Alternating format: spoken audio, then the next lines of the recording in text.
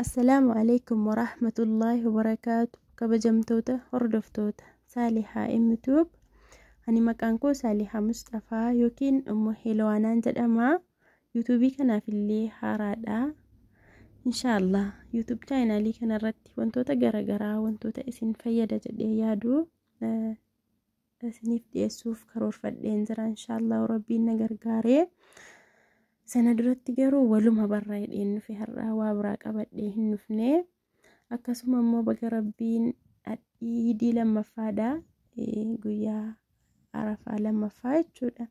Baga Rabbiin nagaan ittiin isin gahee kabaranaa kabara hedduu Rabbiin nuuf haa taasisu. Nama umrii dheeratee illee waggaa gahu Rabbiin nu haa taasisu. Isa du'eef illee Rabbiin haa araaramu. Inshallah.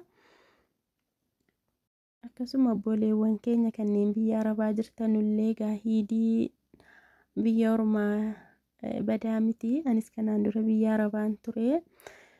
Inshallah isa dhufullee nama yeroo gabaabaa keessatti waa yaadee olitti milkaa'ee muraada gahee nagaan biyya ofiitti deebi'ee gammachuun maatii ofii waliin iideessu Rabbiin isin haa taasisu. Waggaa dhufu jechuudha inshallah. Nama mana ofiitti baasu Rabbiin isin haa taasisu. Egaa wantoota biraa isiniif dhiyeessuu duratti seenaa daa'ima koo yookiin immoo seenaa koo an Heelawaanaan jedhama isiniin jedheen ture. Haadha daa'ima tokkooti.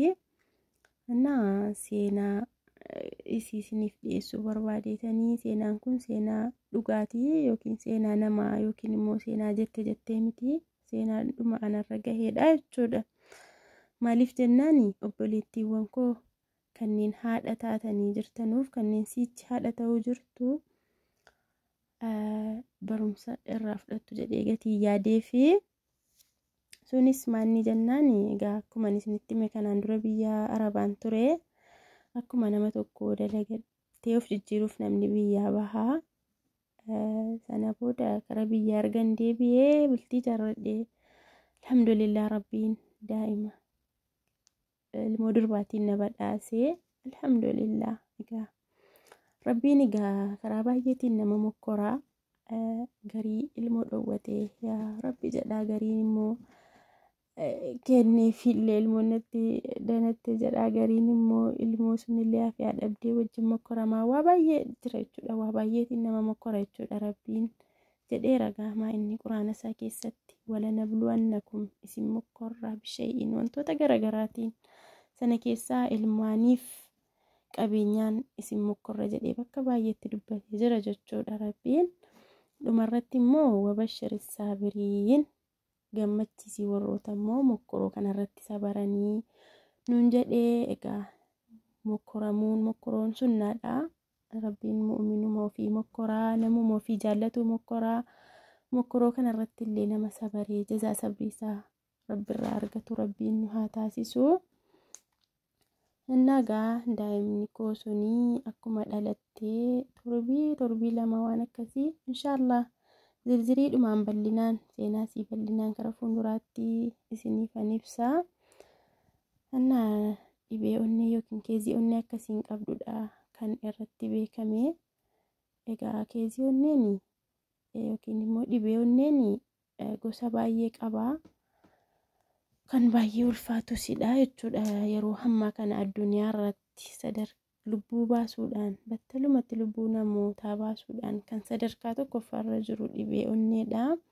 Daa'imni duudaan sunillee keezii kana kan irratti argame. Wallaahi baay'eetu jira jechuudha. Akkuma Itoophiyaa kana keessatti daa'imman kara 7,000 oliiti jechuudha kan keezii onneetiin dhibee onneetiin yeroo ammaa dararamaa jiranu.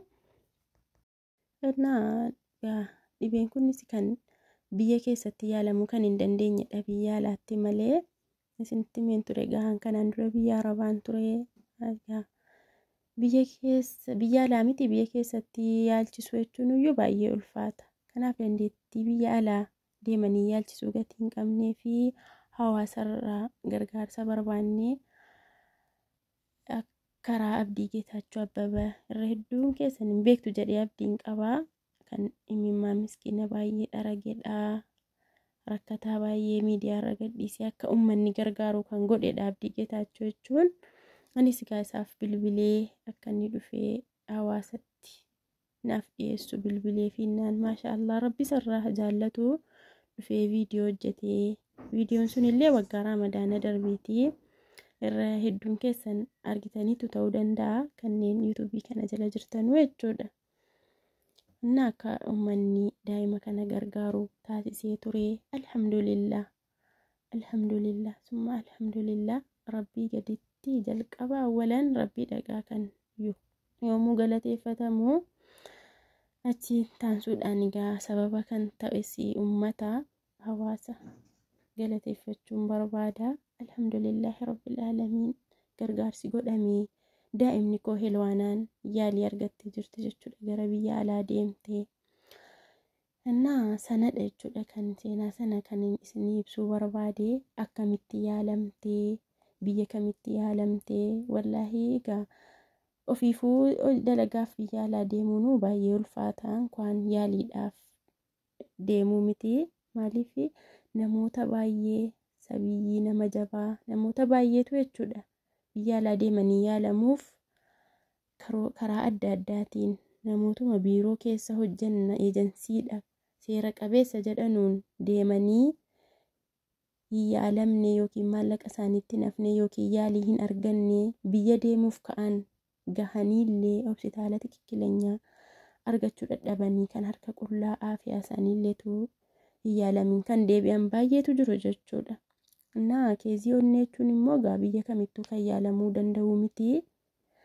Biyya hamma ta'etti innaa biyya kamitti akka yaalamte akkamitti haala kamiin yaalii sana keessattuu wallaahi keezii gosa baay'ee dhibeen onnee jechuun gosa hedduu qabaa jedheen ture. Sana keessaa kan ergan achi ga'een baree isa salphaadha jedhamudha. Garuu doktoroonni salphaadha jedhanii akka jarri yaadan hin taane isa jarri ulfaataadha jedhan rabbi laaffisee isa jarri salphaadha jedhan immoo rabbi ulfeesse sun akkamitti ta'e maanni isa jedhu jechuun haadha Hilwaanaati anuma fuudhee dhaqee baay'ee tokko ulfaata jechuudha. Baay'ee tokko subhaanallah. Hilwaanaan yeroo yaalamtu sana jajaafachi turre yeroo yaalamtu sana rakkoo guddaa rakkoo hin yaadamne rakkoo illee deebi'anii illee haakimoonni maanni jedhantudha kan isiin mudate opereeshiniidha kan isiin godhamte jechuudha. Guyyaa 4 onneensi hojii dhaabee ture. Akkamitti onneen guyyaa 4 hojii dhaabee akkamitti lubbuun jiraatte sana keessaa immoo akkamitti baate hunda isaa inshaallah bal'inaan karaa fuulduraatti akkan isiniif ibsu ta'a. Maaliif bakka rakkoo nu mudachuu jiruuf rabbiin keessaa nu baasa. Nu jibbee miti kan nu mokkoraaru yookiin daa'imni duudaan kun badii qabaattee miti kan inni mokkoraaru. Womaaf bakka rabbiin jireenya karaa fuulduraa keessatti akka rabbiin galateeffataa jiru jiraannu keessatti gammachuudhaan akka dabarsinuuf ta'uu danda'a. Bakka waan godheef isa beeka jechuudha. Alhamdulillah darbeera wanti hundinuu kunoo darbee namallee taa'ee seenaa haasa'ullee rabbiin na taasisee jira. Alhamdulillahi rabbil aalamiin. Yeroo ammaa kana daa'imni koo Hilwaanaan illee haala gaariirra jirti. Anillee alhamdulillah wallaahi ganamaaf galgala rabbii koo galateeffataa gammachuudhaan kan hin jiraataa jiru. Maaliif ijoolleen inuma dhalattee inuma dhukkubsatti inuma bakka akkuma ta'etti mitiire sana isa darbe yaadadhee yookaan utaalloon qabe yoo garaan ciniinee ayyee yaa rabbiin jedhu jechuudha. Maaliif waan isin keessa baate sana yaadadhaa. Alhamdulillahi rabbil aalamiin. Haala yeroo hamma haala gaarii irratti argamti. Garuu haala isin keessa darbite akkaataa keessa darbine hunduma isaa namni tokko rakkoo akkamiin keessa darbuu danda'a. Dandeettii isuma namaa kenna. Sabriinis isuma biraayu. Wanti tokko nan sabara hidhamee irratti hin sabaramu.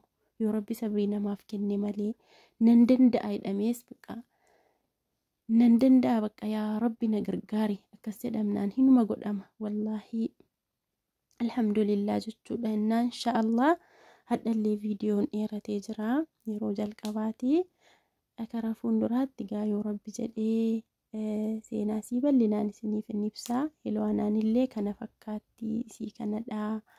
Yeroo hammaa haala gaarii irratti argamti. Alhamdulillaahi rabbil aalamiin. Hiidillee Hilwaanaan waggaa fi 6 hiidillee alhamdulillah miilaan deemtee dhattee waggaa kanaa gadda akkamii yaaddoo akkamii keessa turre ala namoo gammachuudha. Alhamdulillah miilaan deemtee hiidii dhaqxee galtee rabbiin harkatti qusatee jechuudha. Akka rabbiin illee umrii siinaaf dheeressee bakka guddaa naaf ga'ullee du'aa naaf godhaatii maaliifi egaa jalqaba Hilwaanaan daa'imni ummatumti hundi kan rabbiiti. Rabbittaanii kan maatiiti jechuudha. Hilwaanaan garuu kan nama sadiiti. Kan rabbiiti, kan maatiiti, kan ummataati. Maaliif rabbii gaditti ummata fayyifate. Ummatatu gargaaree ummatatu bira dhaabbatee gatii ta'ee fi du'aa kadhaa fi bakka guddaa akkasiin naaf geessu. Baarakallaahu fiikum. Inshaallah viidiyoo biraatiin hanga walitti deebinutti. Wassalaamu alaikum warahmatullaahi wabarakaatuh.